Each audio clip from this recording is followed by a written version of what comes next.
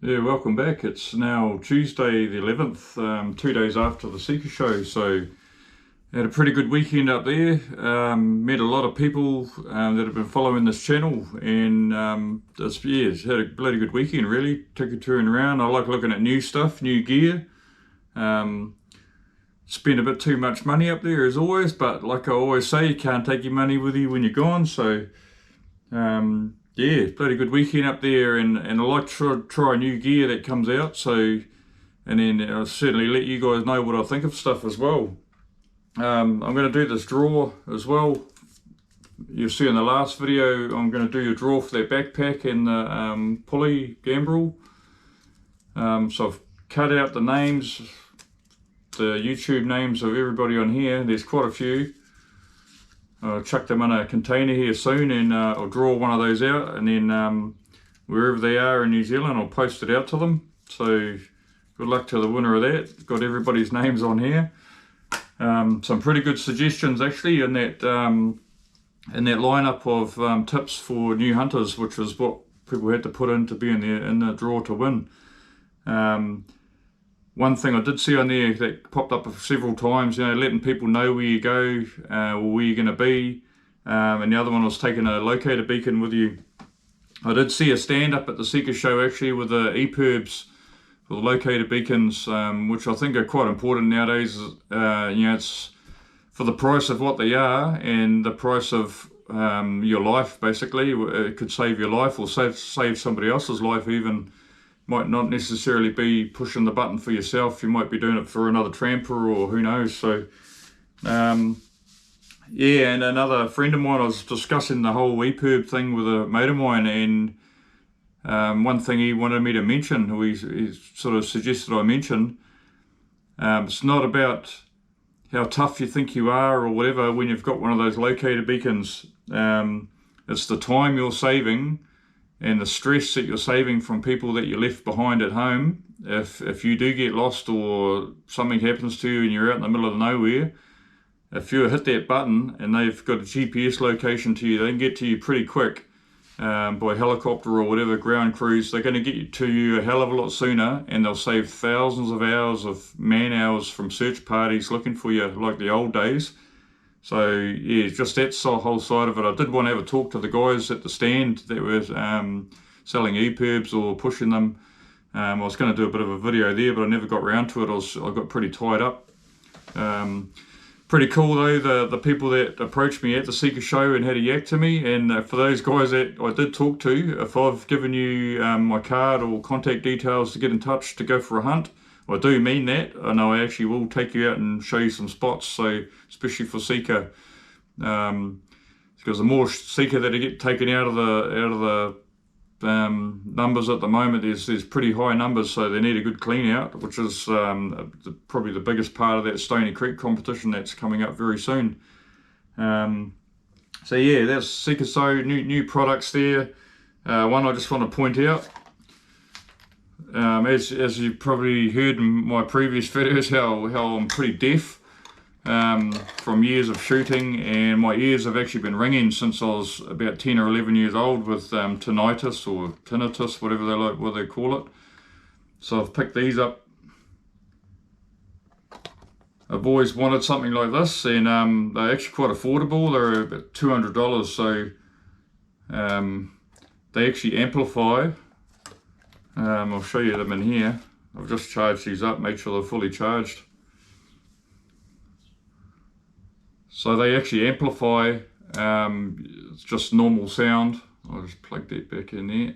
Yeah, so they amplify just the normal sound, and yet they'll block out anything over a certain decibels. I can't remember exactly how high it is,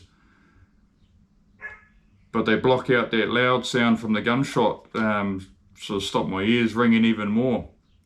So yeah, looking forward to trying these out, and I'll certainly be giving those a go probably in the next few hunts, hopefully. I do want to get out and go and check some trail cameras up the Umakarikari, up in the Kaimanuas this week, hopefully, if the weather allows, and try and get another draw or two for that Sika competition, and cut off for that is the 15th. So I've got a few days to go to try and get something for that. Yeah, so yeah, I got to catch up with the game bar guys, the guy from Australia that invented the game bar, which you would have seen in previous videos, and I've been absolutely thrashing this. I had a bit of a disaster with some footage on my last hunt from the desert road. Done very well down there, and shot 5 deer. One of them I couldn't recover, and one I didn't get a shot at. I was leaning on this game bar here trying to line up a hind, and I'd seen it with my thermal handheld, the XQ30 Pro. Spotted this hind. I'd seen 2 deer prior to that, but I lined up on this hind anyway. I knew right where she was standing beside a bush. Couldn't quite see her when I was lining her up, and the wind was blowing from behind me and sort of spooked her. So, but I had a bloody good steady shot on this. Another 2 or 3 seconds, I would have got a shot away. So I was a bit unlucky there. But yeah, the game bar kept me steady as on that. And while I'm on the topic of shooting sticks, I was just looking through my shed before, and I found this old beast here. It's quite heavy. This is actually the Ridgeline one. I got this at the Rotary Expo last year, and this is the second one I had of these. The first one just completely fell to bits at the top end here, and it says speed stick. So in theory, you're supposed to push that trigger on here to drop it down, but it keeps bloody jamming up here. And I don't really like rubbishing a brand, but Ridgeline have their clothing, especially everything I've owned from Ridgeline has fallen to bits. So I've totally given up on that brand. I won't touch anything from Ridgeline ever again. They won't like me saying that, but too bad. And I do like supporting New Zealand companies, but not when their gear's falling to bits. So the old Ridgeline stick can go back on the wall in the shed, and won't be using that again. It's not living up to what it's supposed to be doing. And the old saying,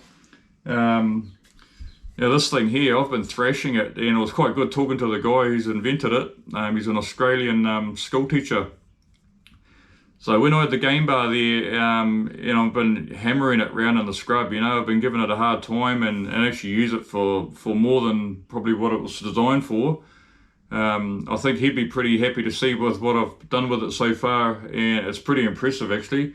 I like the lightweight of it, and it folds down a hell of a lot smaller than that other thing I just showed you. It's just very practical, very light, so I'm loving that. What else for further news? While I was at the Sika show, just getting around, I see the Real Meals stand, and I've mentioned previous, I don't really like freeze-dried food.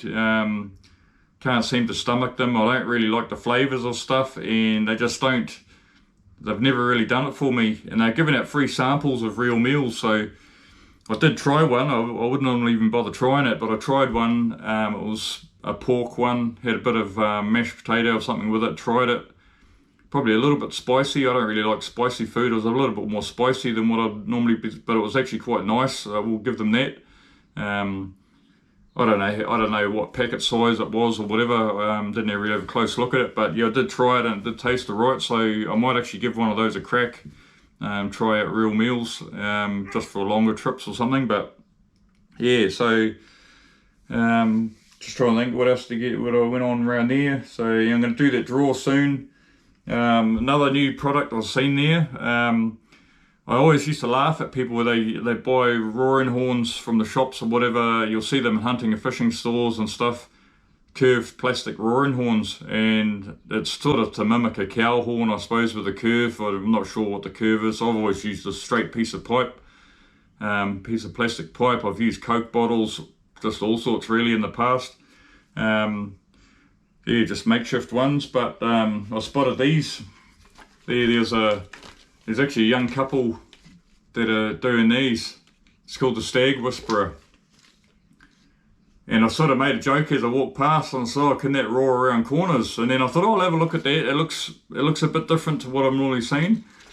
And it is quite a lot different. It's actually quite bloody brilliant, really. I wish I'd thought of it myself. It's I don't know what sort of rubber that is, but like silicon, I suppose. It's and it's quiet. You see those the old original round plastic ones. If you knock them on a tree, and I've even fallen over and fallen on my, when it's hanging around my chest. I have mine hanging on a string. This has got a strap with it as well, the Stag Whisperer, but it's like silicon, I suppose you would call it, latex or silicon sort of rubber.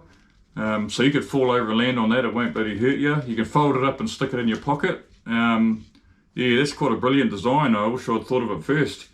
So there was a young couple that had these there and actually sponsored some towards prizes for the actual heads at the Sika show as well. So bloody good on them. So yeah, that's pretty cool. Stag Whisperer, they've got a Facebook page, and I'll actually put a link in the description of this video so you can watch them for yourself. So yeah, anyway, I'll get this drawer done. I'll just sort of crunch these up a bit. Get this drawer done and see who comes up and wins the backpack, and they'll get in touch somehow, either through Instagram or get in touch on Facebook, or we'll leave their details under this. And there's well over 50, I can't remember the exact number, but there's well over 50 people that are going in that drawer there.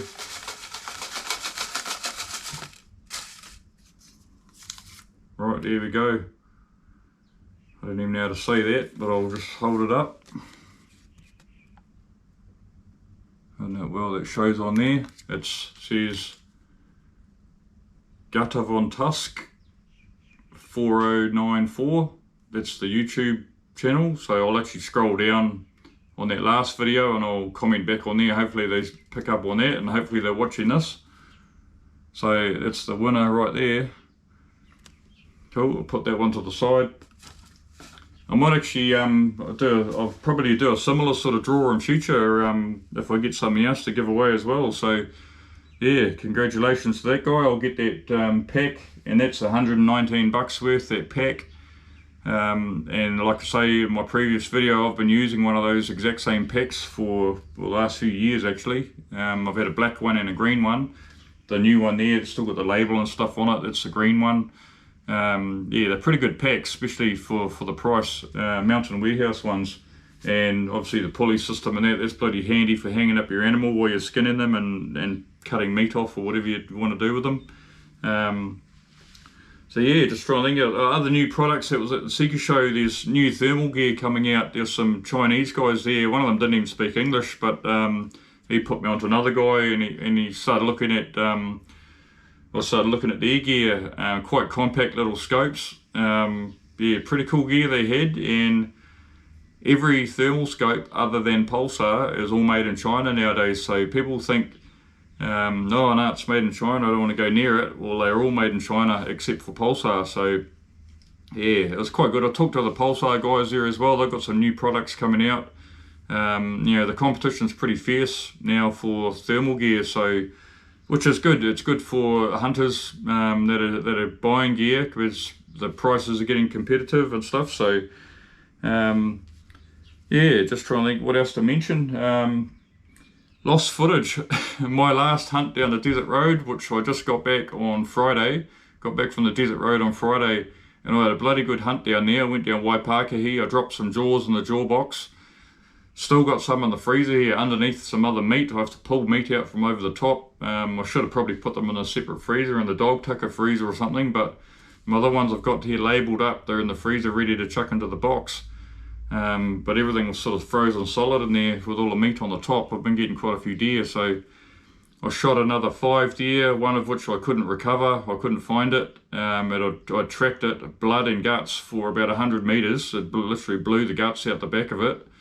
It was a hell of a mess. I don't know how it went as far as it did, and that was actually a stag, so it wouldn't have counted the jaw anyway, but I probably would have put the jaw in the box as well. But yeah, literally he looked at me as broadside. I was just going to take a shot on the shoulder, and had a resting shot, and going to take a shot on the shoulder. He turned straight towards me, so I shot him in the chest front on, and he sort of rocked a bit, took off, and I had my thermal handheld. It was just before dark, and I'm looking on the ground where he was standing, and there's a big hot patch, and it was actually probably 3 litres of blood, green stuff out of the guts, pieces of guts, all sorts hanging out, and a massive trail. I was following him with the thermal, huge trail of green stuff out of his guts and blood, and followed that for 100 metres and lost him.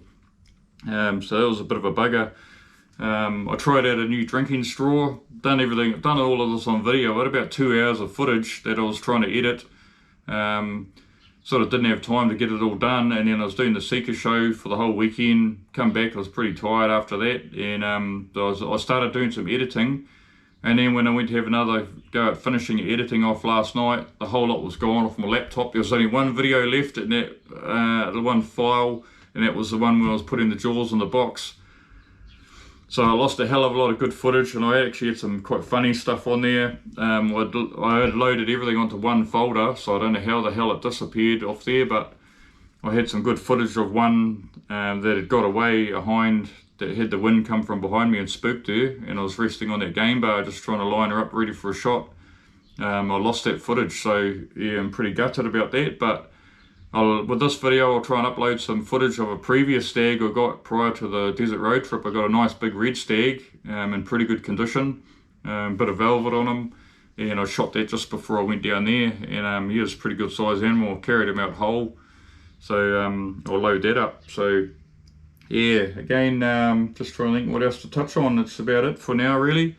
Going to try out that new carbon fibre frame pack. You'll see that in the next video, hopefully when I walk up to the top. Well, the GoPro just sort of decided to overheat on me and shut off, and this is my Hero 9, which I'm down to using. My Hero 8's playing up as well. The Hero 13's back at Harvey Norman in Rotorua, because that one's been going all wrong. So I'm going to probably have to switch to a new brand of camera for some ungodly reason. The GoPros don't want to work properly. But yeah, again, back to the Sika show, just to finish up a bit, back to the Sika show. I was talking to David Cameron there from Cameron Outdoors. He seemed like quite a nice guy. Those guys have been in the industry quite a long time, and they send their good products out to all the different shops. It's quite good talking to him about stuff. I pretty much talked to every stall in there. As I was getting around. Some of them had nothing to do with hunting, you know, the Fudge, and there's one jewellery one there. I'm not sure what they're doing at the Sika show, but yeah, some good gear there, and pretty good specials on there. You know, some places had good specials on at the Sika show, but I won't go on too much about the Sika show. It'll be on again next year, probably bigger than better even next year. But the long-awaited. This is that BSA 270 I was mentioned quite a while back now. It was actually on Trade Me. It's a BSA CF2 270, and it's not quite free floating, so I'm going to have to sand out a bit out of the barrel there. But I'm going to get that thing up and running, and I want to go back away from 308. 308 is a good caliber, no doubt about it, but I've always been a fan of 270. 222 is still my favourite rifle. Yeah, I sort of laughed the other day, actually, that lost footage that I just lost the other day. I found a 6.5 Needmore shell, and I call them Needmore for a reason. It's like people that seem to buy the 6.5 Creedmoor, it's like they need more. I don't know why they switched to that caliber. Shops are pushing them pretty hard, like they're some super bullet, but yeah, at the end of the day, it doesn't really matter what caliber. It's like Toyota, teasing Mazda and whatever. I like traditional wooden stocks and older guns. That's just me, and I'm not too fussed what other people use. But yeah, it's quite funny. I found that 6.5 Creedmoor shell when I was sitting there looking out over a clearing. Someone's obviously had a shot from the same spot and thought that was a good spot as well. So that was quite funny. But yeah, that's part of the lost footage. Yeah, so.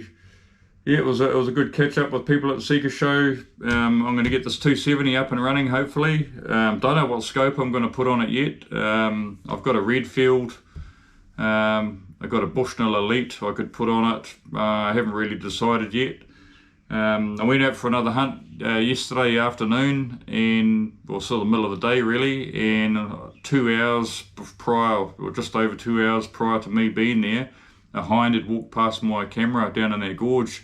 I'll upload a little bit of that footage as well. There's a few stags still lurking around down there. One's starting to grow pretty good velvet on them.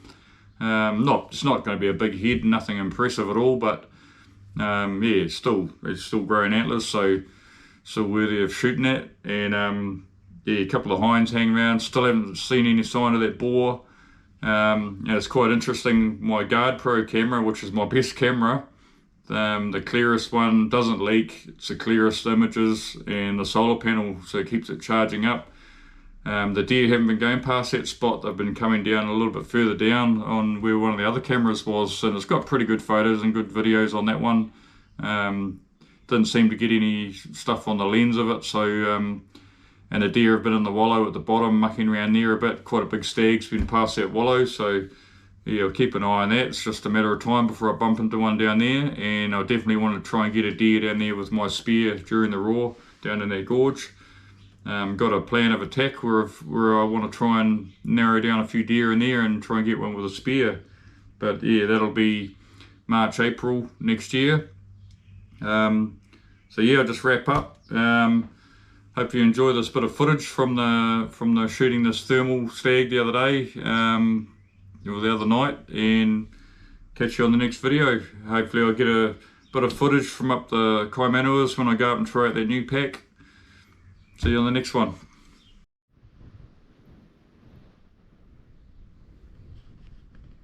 Yeah, so just down Desert Road again at the moment.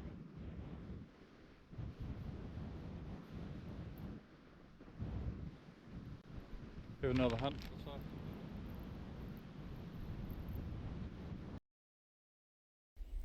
As you would have just heard, the sound faded out on that GoPro. That's my Hero 8. More difficulties with the technical side of it. I don't know what's going on there. I've done a factory reset on it now, so hopefully that's got it right. I was just explaining about putting these jaws in the box and stuff there. But that camera I've just played up all day, so I was going to have to do a voiceover anyway on it, which was annoying, but is what it is, and we'll carry on. Hopefully it's rectified it with a factory reset.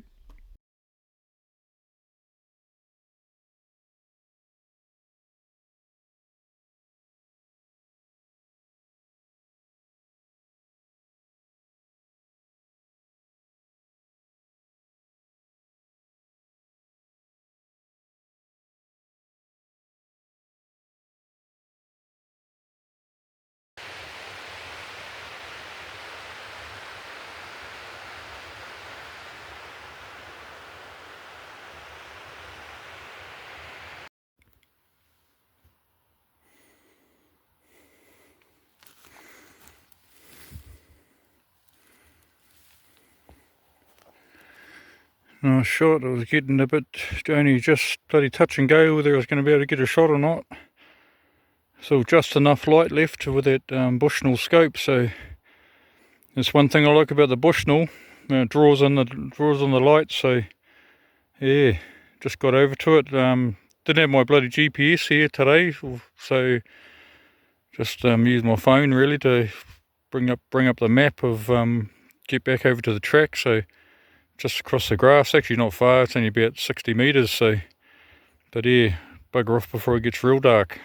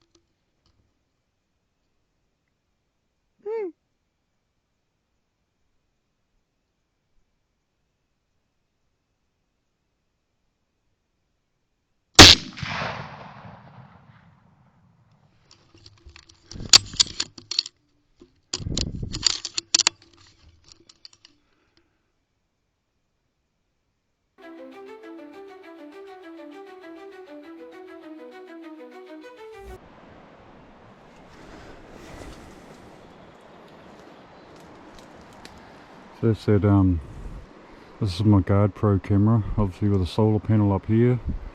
Good thing about that, how it doesn't need charging, it's bloody brilliant.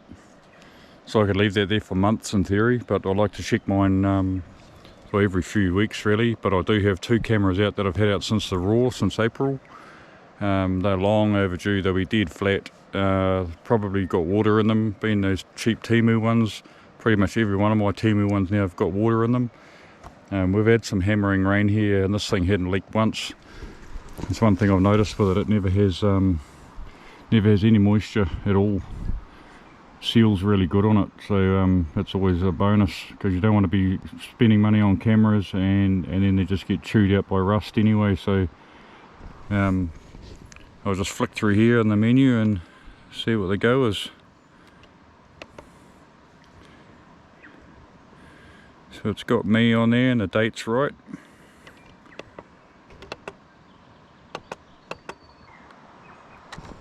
Well, still no deer, there's no marks, so I'll check the other camera. I'm pretty sure I've got another camera down the other end here. I'll go and check that one now. So the deer aren't in the gorge at the moment. They're not down here anyway. They may be down somewhere down at the wallow down the bottom. Just check this other camera down here, see how that one's going. But they're obviously not coming past here. So yeah, might have to I'll bring the screwdriver to actually down next time and move this one down to the wallow, I think. Because during the summer, I know they use that wallow quite a bit during the summer. I thought I might have caught that pig coming back through that boar, the limpy boar. Thought I might have got him on here, but he's laying low too at the moment. He might have been chased by dogs maybe, but we'll see. There got another one on here. This is where the deer have been playing around a lot. You see that's just bare dirt. They've been going around these trees here. I'll just see if there's any fresh marks actually. Looks like one's come through here. That's fresh. Within a day anyway. So there should be one on that camera, and I'll be a bit peed off if they're not. See how that one goes. I don't think this camera here is leaked at all yet. It's got a few scratches on here from possums by the look of it, but yeah. See how this one goes.